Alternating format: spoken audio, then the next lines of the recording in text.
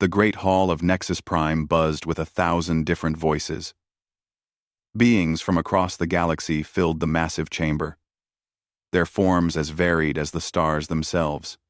Some floated in containment fields filled with methane gas. Others stood on multiple legs or slithered across the polished floors. The air hummed with translation devices working overtime to convert thoughts into words that everyone could understand. Ambassador Kethvar adjusted his ceremonial robes and looked around the familiar scene. The Galactic Council met like this every 1,000 years, and it never failed to amaze him. 847 different species, all gathered in one place to discuss the future of their shared galaxy. But something felt wrong today. Kethvar's large eyes scanned the section reserved for Earth's delegation. The chairs sat empty, clean and polished, but empty. He checked his timepiece again. The humans were never late. In the 2,000 years since they had joined the council, they had never missed a single meeting. They were always early, actually, sitting quietly in their section with their strange paper notebooks and metal writing tools. "Where are the humans?" asked Vex Tai, the crystalline representative who sat nearby. Her voice chimed like broken glass when she spoke. "They should be here by now." Oh. Kethvar did not know what to say. He had worked with the human delegation for over 300 years. They were predictable creatures. They showed up on time. They asked difficult questions. They voted against popular decisions when they thought those decisions were wrong. Sometimes they made the other species uncomfortable with their strange ideas about individual rights and freedom. The opening ceremony began without them. High Chancellor Mortis, ancient even by eternal standards, called the assembly to order. His voice boomed across the hall without any need for amplification devices. "Welcome, beings of the galaxy," he said. "We gather once more to guide our civilizations toward prosperity and peace." The usual speeches followed: trade reports, military updates, territorial agreements. But Kethvar kept looking at those empty chairs. Other beings began to notice too. Whispers spread through the hall like ripples on water. During the first break, Kethvar approached the council's communication center. The duty officer, a 6-armed hexa named Quintar, looked up from his screens. "I need to contact the Earth delegation," Kethvar said. Quintar's fingers danced across his controls. The screen showed connection attempts, routing through relay stations across the galaxy. Finally, an automated message appeared. "This is the Earth Diplomatic Corps," the message said in the flat, mechanical voice that humans used for their computers. "Humanity thanks the Galactic Council for its centuries of cooperation. We have chosen a different path. Do not follow." Kethvar stared at the screen. "That's it? That's all they're sending," Quintar said. He tried several more communication channels. The same message came back every time. Word spread quickly through the council chambers. By the time the next session began, everyone knew. The humans were not coming. They had sent a simple goodbye message, and nothing more. High Chancellor Mortis called for order as voices rose in confusion and concern. "This is clearly a temporary situation," he announced. "Perhaps they are dealing with some internal, political matter. We will proceed with our agenda." But the empty chairs seemed to draw everyone's attention. The humans had always been an odd addition to the council. They were young, as species went. Their technology was adequate, but not impressive. They had no special resources or strategic locations that made them valuable allies. What they did have was an annoying habit of asking questions that made everyone uncomfortable. "Why do we need to control this trade route?" they would ask. "Could we not simply share it? Why do we forbid travel to this sector?" they would wonder. "What if beings want to explore there anyway? Why do we make decisions for species that cannot speak for themselves?" they would demand. Most of the council had learned to ignore these questions. The humans were young. They would learn how the galaxy really worked, given time. But they never seemed to learn. If anything, They asked more questions as the centuries passed. Now they were gone. During the third day of meetings, Kethvar found himself talking with other beings who had worked closely with humans. The picture that emerged was strange. They seemed normal last year, said Britash, who managed several joint research projects with human scientists. Maybe even excited about something. They kept talking about breakthrough moments and new possibilities. Our trade negotiations with them went smoothly, added Zordan, a merchant representative. They were preparing for expanded commerce. Why would they leave when business was so good? No one had answers. The humans had given no signs of distress, no requests for help, no complaints about council policies, beyond their usual moral objections. They had simply vanished. The council voted to send an investigation team to Earth. It would take several months for the ships to reach human space, but they needed to know what had happened. Perhaps there had been some kind of disaster. Perhaps the humans needed help and were too proud to ask for it. The meeting continued for 2 more weeks. Trade agreements were signed. Border disputes were settled. Military patrol schedules were updated. All the normal business of galactic civilization moved forward. But everyone kept looking at those empty chairs. On the last day, High Chancellor Mortis made a final announcement. The human situation will be investigated. They have Creator, he said. Until we know more. Their territories remain under council protection. Their trade agreements remain valid. We will not abandon our youngest members in their time of need. The applause was polite but uncertain. As beings began to leave Nexus Prime and return to their home worlds, many found themselves wondering the same thing. What could make an entire species simply walk away from galactic civilization? And why did their departure feel less like an ending and more like the beginning of something they could not yet understand? 3 months had passed since the council meeting, and still, no word came from human space. The investigation team, led by senior analyst HFY, finally arrived at the edge of the Sol system. What they found made no sense. Everything was working perfectly. The automated traffic control systems responded to their approach with calm efficiency. Navigation beacons guided them along safe routes between planets. Orbital stations hummed with activity, their lights blinking in steady patterns that showed all systems were running normally. But no voices answered their calls. This is Council Investigation Team 7, requesting permission to approach Earth. HFY broadcast on all frequencies. Only the computer systems responded, offering standard docking procedures and safety protocols. The team's ship landed at the main spaceport in what humans had called Geneva. The facility was spotless. Cleaning robots moved along the corridors, keeping everything tidy. Elevators worked smoothly. The air was fresh and warm, but there were no humans anywhere. HFY led his team through the empty corridors. Their footsteps echoed strangely in spaces designed for crowds of people. The shops were clean and organized, their shelves fully stocked. Restaurants sat ready to serve meals, with fresh food in their storage units. Even the plants looked healthy and well-watered. It's like they all just vanished, said Dr. Nemara, the team's medical specialist. She ran her scanner over everything they passed. But I'm not detecting any signs of violence, disease, or environmental disaster. The team split up to cover more ground. They checked residential areas, business districts, government buildings, and transportation hubs. Everywhere they went, the story was the same. No humans, but everything running smoothly, as if they had just stepped away for a moment. In the city's central plaza, they found something that made them all stop and stare. A massive fountain still sprayed water in beautiful patterns. Around it, holographic displays showed images of human history. Birth, growth, struggle, achievement.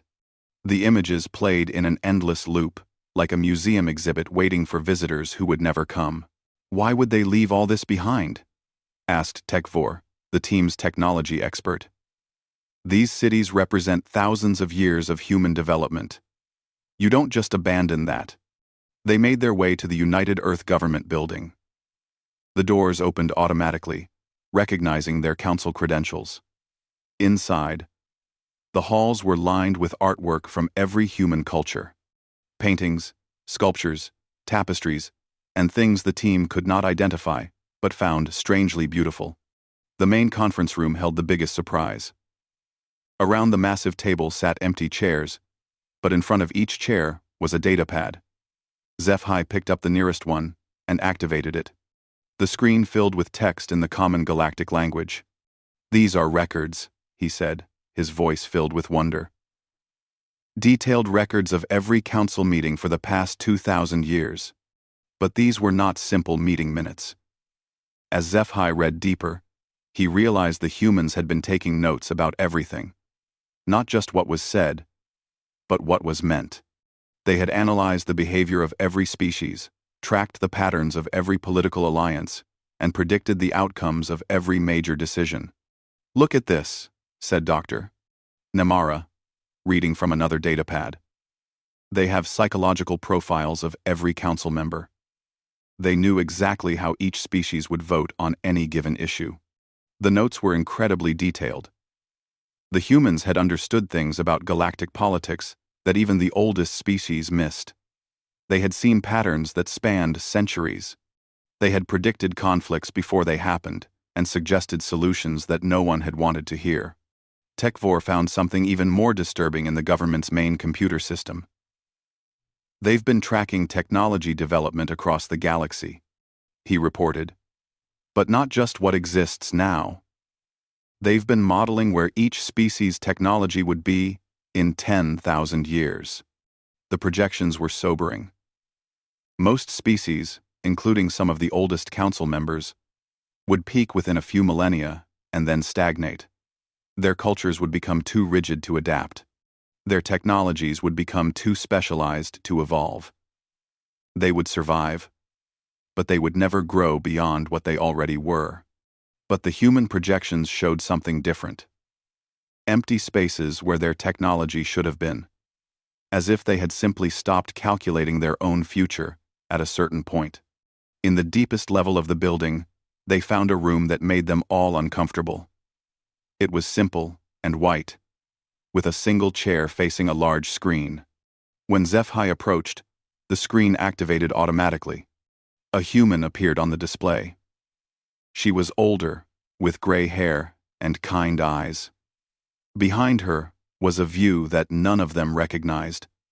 Stars arranged in patterns that did not match any known galaxy. "If you're watching this, then you found our gift," the woman said.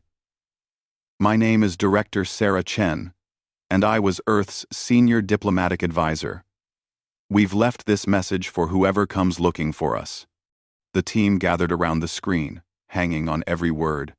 "We want you to know that we didn't leave because of anger or fear," Chen continued. "We left because we realized something important. The galaxy has stopped growing." She gestured to something off-screen, and charts appeared showing the same technological projections they had found upstairs. "Every species reaches a point where they become comfortable," Chen explained. "Where survival becomes more important than exploration. Where maintaining what exists becomes more valuable than discovering what could be." The charts showed the pattern clearly, species after species following the same path. Rapid growth, technological achievement, and then nothing.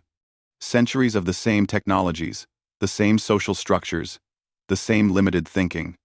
"We realized we had a choice," Chen said. "We could stay and become comfortable like everyone else, or we could keep growing, even if it meant leaving everything we knew behind." The image changed to show other humans working with alien beings that the team did not recognize. Creatures of pure energy. Machines that thought like living beings. Things that might once have been biological, but had become something else entirely. "We found others who made the same choice," Chen said. "Beings from other galaxies who refused to stop evolving. We're joining them now." Out there in the spaces between galaxies, where new kinds of life are possible. The screen showed a final image, Earth as seen from space, beautiful and blue and full of life. We're leaving our world for you, Chen said. All of our cities, all of our knowledge, all of our history. Not as a museum, but as a foundation. When your species are ready to grow again, you'll know what to do with what we've left behind. The message ended with coordinates, not to anywhere in the known galaxy, but to a point in the vast emptiness between galaxies where no one had ever thought to look. The team stood in silence for a long time. Finally, HFY spoke. They didn't abandon us, he said slowly. They graduated. The investigation team spent weeks exploring human space, and each discovery was more shocking than the last. Every human colony, research, station, and outpost stood empty but perfectly maintained. But as HFY's team dug deeper, they began to understand the true scope of what humanity had done. The breakthrough came when Dr. Namara analyzed the quantum resonance patterns around Earth. Her equipment detected something that should have been impossible. Massive space-time distortions that suggested controlled manipulation of reality itself. These readings don't make sense, she said, checking her instruments again. It's as if they didn't just leave the solar system. They left our dimension entirely. HFY confirmed her findings from a different angle. The energy requirements for what these readings suggest would be enormous, he said. We're talking about technology that could reshape the basic laws of physics.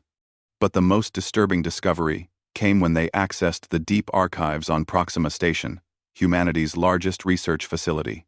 The computers contained detailed records of human activities for the past year, and the picture they painted was terrifying. Humans had not been the simple, questioning species that the Council thought they were. They had been conducting a galaxy-wide operation that spanned centuries. The records showed human agents working on thousands of worlds. Not as spies or soldiers, but as teachers and observers. They had been quietly studying every species in the galaxy, learning their languages, understanding their cultures, and identifying individuals who showed potential for what the humans called cognitive flexibility. Look at this, HFY said, scrolling through files that contain detailed psychological profiles of beings from across the galaxy. They've been tracking creative thinkers, problem solvers, and innovators from every species for over 500 years. The files showed humans making contact with these individuals through seemingly casual encounters. A human scientist collaborating on a research project. A human merchant sharing unusual ideas during trade negotiations. A human tourist asking strange questions that made people think in new ways. Dr. Namara found records of what the humans called seeding operations. They had been leaving behind books, art, music, and technological blueprints in strategic locations across the galaxy. Not stolen technology, but concepts that pushed other species to think beyond their normal limitations. They were trying to change how we think, she realized. They weren't just studying us, they were teaching us. The records showed that some beings had responded to these influences. Small groups from various species had begun forming unconventional partnerships, mixing technologies and ideas in ways that their governments discouraged. These groups called themselves integration movements and claimed they were working toward post-species cooperation. Most governments had dismissed these movements as harmless but naive. Now the investigation team understood the truth. The humans had been building a network of advanced thinkers across the galaxy, preparing them for something bigger. HFY discovered the most shocking evidence in the Proxima Station's main computer core. Hidden beneath layers of routine data was a complete technological blueprint for transcending three-dimensional space. The mathematics were elegant, but required a type of thinking that most species found impossible. It's like they left us a textbook, he said, studying the equations. But it's written for minds that work differently than ours. The blueprint came with detailed instructions, but reading them was like trying to understand poetry written in mathematical formulas. The concepts required jumping between logical systems in ways that most galactic species had never developed. As they studied the blueprint, something else became clear. The humans had not developed this technology themselves. The records showed them working with other beings, creatures from outside the galaxy who had already mastered these concepts. Humanity had been recruited by an older, more advanced civilization. But why had the humans been chosen? The answer came from a personal log left by the human scientist Dr. Marcus Webb. His final entry, recorded just days before humanity's departure, explained everything. "We've been watching the galaxy for 2,000 years, and we've seen the pattern." Webb wrote, "Every species follows the same path. They develop technology until they feel safe. Then they stop growing. They build walls to protect what they have, instead of bridges to reach what they could become." Webb's log showed charts comparing human development to other species. While most civilizations peaked and then plateaued, humanity had never stopped accelerating. Their growth rate was increasing every century, instead of slowing down. "The others explained it to us," Webb continued. "Most species develop fear faster than they develop wisdom. Humans are unusual because we stayed curious longer than we stayed afraid. That curiosity is what caught their attention. The others were beings who had transcended physical existence entirely. They traveled between galaxies, searching for species that showed potential for unlimited growth. They offered partnership to those who proved they would never stop evolving. But there was a test. To join them, we had to prove that we could leave everything behind," Webb wrote. "Not just our world, but our need to control and possess. We had to show that we cared more about becoming than about having." Humanity had passed the test by abandoning galactic civilization at the height of their success. They had given up their place in the council, their territories, their accumulated wealth, and their political influence. They had chosen growth over security. The investigation team found evidence that humanity had offered the same choice to other species. The records showed direct contact with several governments, explaining what was possible if they could evolve beyond their current limitations. Every species had refused. They wanted guarantees, one record noted. They wanted to know exactly what they would gain and exactly what they would have to give up. They couldn't understand that evolution requires abandoning the need for certainty. R. 1. 1. R. 1. Record. 1. Record. One record noted, "The humans had tried for centuries to help other species break free from their limiting patterns. They had offered new technologies, new philosophies, and new ways of thinking. But every gift had been adapted to fit existing systems instead of being used to transcend them. Finally, the humans had realized that the galaxy was not ready for what they had to offer. So they had done something unprecedented. They had left behind everything they could not take with them, creating a foundation that future generations might build upon." The investigation team's final discovery explained why the departure had been kept secret. In the deepest archives, they found evidence that humanity had identified the galaxy's biggest threat: the Void Shepherds, ancient machines that consumed civilizations that stopped growing. The shepherds had been approaching the galaxy for millennia, drawn by the scent of stagnation. Humanity's departure was not just about their own evolution. It was about removing the only force that had been holding the shepherds back.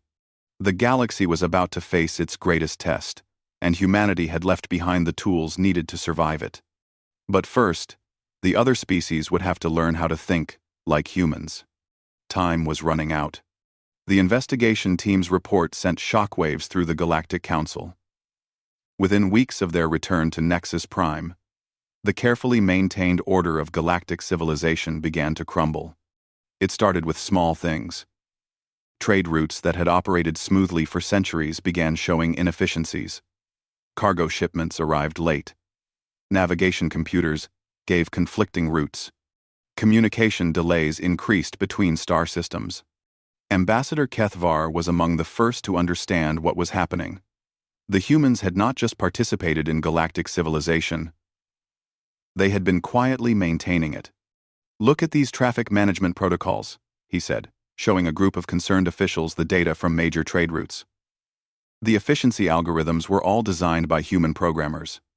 Now that they're gone, the systems are defaulting to older, less effective methods. Dr. Vex Tai, the crystalline representative, discovered similar problems in the Council's conflict resolution systems. Every major peace treaty in the past 1,000 years used human mediation protocols, she reported. Their psychological models predicted how different species would react to various proposals. Without those models, our negotiations are failing. The problems cascaded quickly. The Thorian Cluster and the Kisari Federation, who had maintained peaceful relations for 8 centuries, suddenly found themselves in a border dispute that their ambassadors could not resolve. The disagreement escalated to military posturing within months. Similar conflicts erupted across the galaxy. Species that had not fought in living memory began mobilizing their fleets. Old grudges, carefully managed by human diplomatic intervention, boiled to the surface. But the worst crisis came from the edge of the galaxy. Long-range sensors detected movement in the void territories, the empty regions that even the most adventurous species avoided. Something ancient was stirring in the darkness between stars. High Chancellor Mortis called an emergency session of the Council. The Great Hall filled with worried voices, as representatives struggled to understand what was happening to their orderly universe. "We face multiple crises," Mortis announced. "Our infrastructure is failing, our peace treaties are collapsing, and now we detect massive objects moving in the void territories." The sensor readings were terrifying. Structures the size of moons were accelerating toward populated space.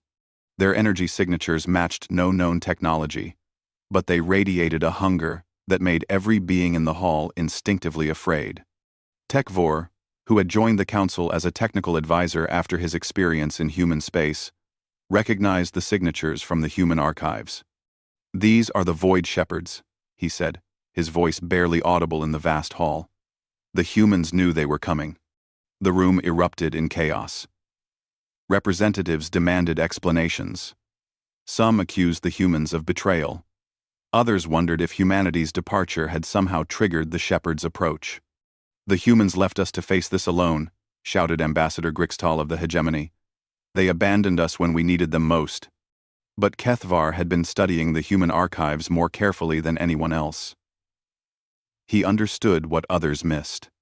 "They didn't abandon us," he said, standing to address the assembly. "They left us everything we need to survive this. But we have to learn how to use it." The human archives contained detailed information about the Void Shepherds. They were ancient machines, older than most galactic civilizations. They traveled between galaxies, consuming species that had stopped evolving. They were drawn to stagnation, like scavengers, to decay, but they could be stopped. The archives contained complete defensive strategies, based on technologies that the humans had developed but never used. The blueprints were all there, waiting to be implemented. The problem was that none of the Council species could understand them. "These designs require cognitive processes that we don't have," Dr. Namera explained to the Emergency Technical Committee. "The humans thought in ways that allowed them to see solutions we can't perceive." The defensive technologies required what the humans called fluid intelligence, the ability to switch between different types of thinking, depending on the problem. Most galactic species had evolved specialized intelligence that was very good at solving certain types of problems, but inflexible when facing new challenges. Humans had somehow developed brains that could adapt their thinking patterns in real time. This made them excellent at innovation, but also made them restless and dissatisfied with existing solutions. It was why they had never stopped growing, even when they achieved comfort and security. "We need to think like humans," Kethvar realized. "But how do we change the way our minds work?" The answer came from an unexpected source: the young beings who had been influenced by human seeding operations, the integration movements that most governments had dismissed as naive, began stepping forward with solutions. A young Zaloni engineer named Kiraven had been working with a mixed species team to decode human technology. They had made progress by combining different types of intelligence instead of relying on any single approach. We use crystalline pattern recognition, hegemony logical processing, and eternal temporal analysis together, she explained. When we combine our different ways of thinking, we can understand concepts that none of us could grasp alone. This was the key insight that the humans had been trying to share for centuries. No single species had to become like humanity. But working together, they could achieve the same cognitive flexibility that humans had developed naturally. The emergency session became a desperate race against time. The Void Shepherds were accelerating toward the galaxy's core, consuming everything in their path. Long-range sensors showed entire star systems going dark as the ancient machines passed through them. Traditional council procedures broke down as representatives realized they needed to act faster than their bureaucracies allowed. Young beings from different species formed impromptu working groups, ignoring the formal diplomatic protocols that had governed galactic politics for millennia. The breakthrough came when these mixed teams finally decoded the first human defensive blueprint. It was a technology that could create protective barriers around entire star systems. But it required coordinated action by multiple species working together in ways they had never attempted. We have to trust each other completely, Kiraven explained to the assembly. The defense grid only works if every species contributes their unique capabilities without trying to control the overall system. This was the final test that humanity had left behind. The galaxy could survive the Void Shepherds, but only if the species learned to work together without the fear and suspicion that had always limited their cooperation. As the Shepherds drew closer to populated space, the Council faced its moment of truth. They could cling to their old ways of thinking and face extinction, or they could evolve into something new. The choice was theirs, but time was running out. In the deepest archives on Earth, a final human message waited to be discovered. It would not be found until the other species had already made their decision, but it contained the most important truth of all. Evolution is not about becoming stronger, it's about becoming more than you thought possible. 1 year after humanity's departure, the galaxy stood at the edge of destruction. The Void Shepherds had consumed 12 outer systems and were accelerating toward the core worlds. Traditional military responses had proven useless against machines that could devour starships like insects. But something remarkable was happening in the spaces between the panic and despair. The integration movements that governments had once dismissed were becoming the galaxy's last hope. Young beings from different species worked together in ways that their elders found impossible to understand. They called their approach the human way, though none of them had ever met a living human. Kiraven, the young Zaloni engineer, found herself leading a team that included beings from 17 different species. They worked in a converted cargo bay on Nexus Prime, surrounded by jury-rigged equipment and prototype technologies that should not have functioned together. But they did function, because the team had learned to think as a collective organism rather than as individual specialists. "Show me the power coupling diagnostics," Kiraven said to Nex Ara, a hegemony technician whose logical processing abilities were perfectly suited to managing complex systems. "The resonance patterns are achieving synchronization," Nex Ara reported, his mechanical voice carrying an unusual note of excitement. "But we need crystalline harmonic analysis to optimize the frequencies." Dr. Shital, the crystalline team member, extended her mineral appendages toward the equipment. Her body began to glow as she interfaced directly with the machinery, her consciousness merging temporarily with the artificial systems. "I can feel the patterns aligning," she said, her voice echoing with harmonics that sent shivers through the organic team members. "But the temporal components are unstable. We need eternal guidance." Vorthok, ancient even by eternal standards, approached the main console. His species experienced time differently than others, seeing past and future as part of a continuous flow. I perceive the solution, he said slowly. But it requires precise timing that only your rapid processing can achieve. Nex Ara. This was how they worked now. Each species contributing their unique abilities while trusting the others completely. It was collaboration at a level that the galaxy had never seen before. The device they were building was based on human blueprints, but it required modifications that no single species could have conceived. The humans had designed it to work with human psychology. To make it function for other species required fundamental changes to its operating principles. Ambassador Kethvar watched the young team work and marveled at what he was seeing. These beings had evolved beyond their species' limitations without abandoning their essential nature. They had become more than what they were, just as the humans had suggested was possible. Are you ready for the first test? Kiraven asked her team. They had been working for months to create a prototype defense system. If it worked, it could generate protective barriers around entire star systems. If it failed, they would have to find another solution before the shepherds reached the core worlds. All systems show optimal integration, Nexara reported. Harmonic resonance is stable, confirmed Dr. Shital. The temporal flow is aligned, added Vorthok. Then let's see if we can think like humans, Kiraven said, activating the device. The cargo bay filled with light as the prototype engaged. Energy patterns that had never existed in nature swirled through the air, creating geometric forms that hurt to look at directly. The device was manipulating space and time on a fundamental level, using principles that the human archives had called reality engineering. For a moment, nothing seemed to happen. Then, the long-range sensors began registering something impossible. A barrier of pure energy was forming around the test system, invisible but impenetrable. The void shepherds, approaching that region, slowed, then stopped, unable to penetrate the defensive field. It works, Kiraven whispered. Then, louder. It works. The success sent shockwaves through the council.